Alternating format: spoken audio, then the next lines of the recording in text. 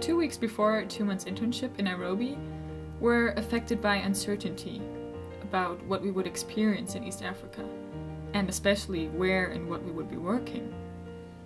With the prospect of working in the slum and living in its direct neighborhood, we were concerned about our medical and personal safety.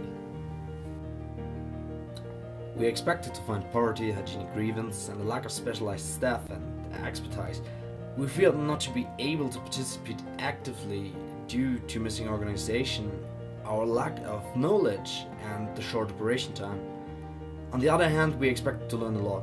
Since we both never have worked in a radio station and only one of us is involved in journalism, we hope to get an insight in the working process and function, especially because the challenges for slum radio were unknown to us. Our first impression while arriving in Nairobi was, in a way, comparable with arriving in a different world. Directly on our second day, we walked together with Peter Mwashi through the slum. He showed us all the projects taking place here, which are initiated by the slum inhabitants themselves, and the majority of them being co-founded by Peter, who grew up there himself. One of the projects is the Children's Rescue Center. On our first day there, we were immediately invited to participate in their street work.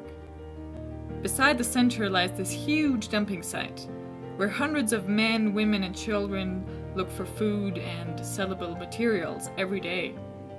We walked up those big trash hills together with the social workers, looking for children who were collecting trash instead of being in school.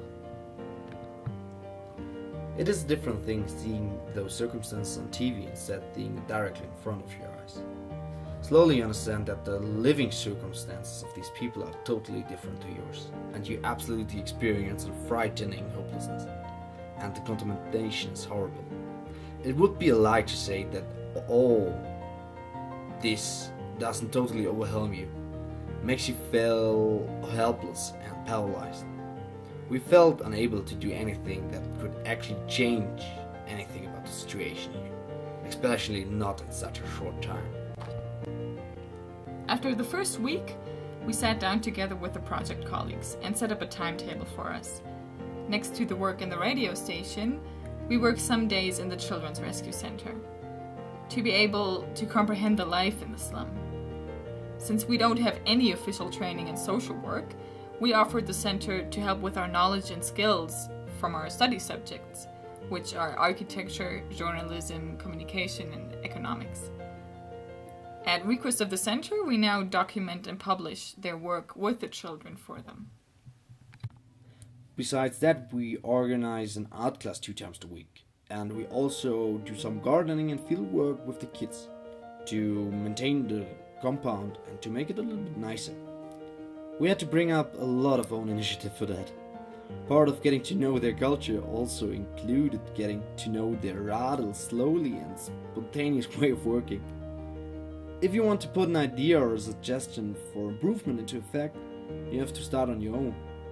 After that, you will get a lot of assistance, and the people are really thankful for that. The motivation for the work of the children is easy to find.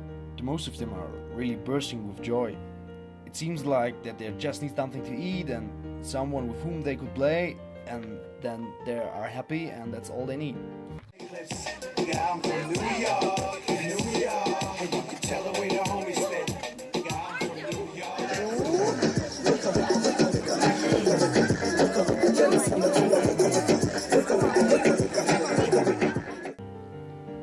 The previous success of the program is really convincing.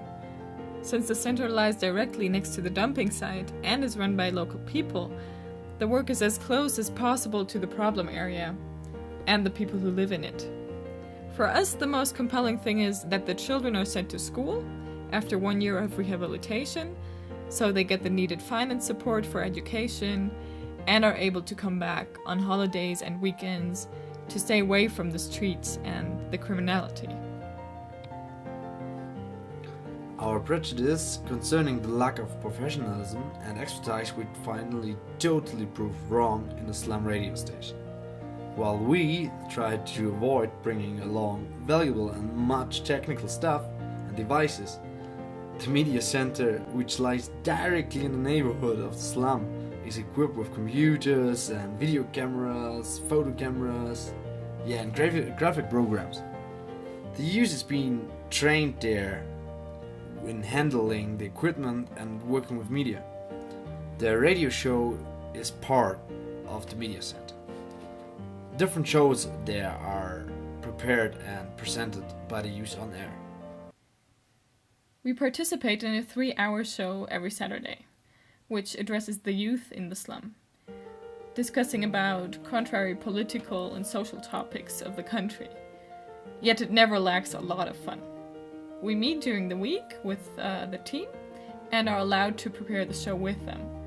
In a very open-minded and funny group, we choose on the topic and also have to do the necessary research for it. They did one thing what is really important for their cause. They are separating the Muslims and the Christian in the whole country. On these Saturdays we are debating the topic on air, during which we always get a lot of calls and messages from the listeners, which comment on the discussion. Even while talking about very serious topics, we learned that the Kenyans always make a lot of jokes. What we first have to get used to, for them seems to be one of the best ways to not fall in sorrows and anger over the situation in their country. Through this we not only get a great look into their culture, but also into politics and economics of this country. And we learn how the Kenyans' opinions are toward them. The best option actually. Yeah, that's the best option. But remember he admitted he was burning his site. It's not the best option, but it's your own option. The Yeah. only option. So you have no choice. Gonna play Chris Martin. Let her go. He said, you only know you love her when? You let her I'm not going to let her. So Felix, let her go. Let her go. No, Julian, I'm thinking about fire baby. Fire baby. What if we let her go? We know that we love her. We are not going to let her go. Till next time, till live. It's a wrap. Yep, Bye. Today, we don't feel insecure, and we also don't feel unneeded, even if we still learn every day. We owe that especially to Peter and his family, who helpfully took us in and who support us day to day, and gave us a refuge with our own little apartment. We do miss the German closeness, punctuality, and speediness and working process, but we have learned to adjust to the different ticket clock and to work with it. We see all these small achievements here and have realized that it's only those who can actually lead sustainable changes, which we might be able to kick off, but can only be changed over successfully from the inside.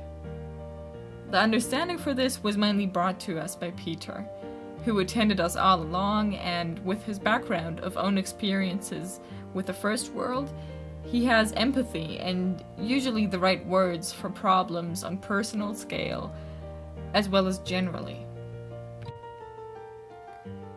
We are going back to Germany with a unique and extraordinary Smiles Africa experience. For us, this experience especially straightened out our prejudice and our false view created by the media in Germany. We experienced a lot of professionalism, improvement, and motivation every day.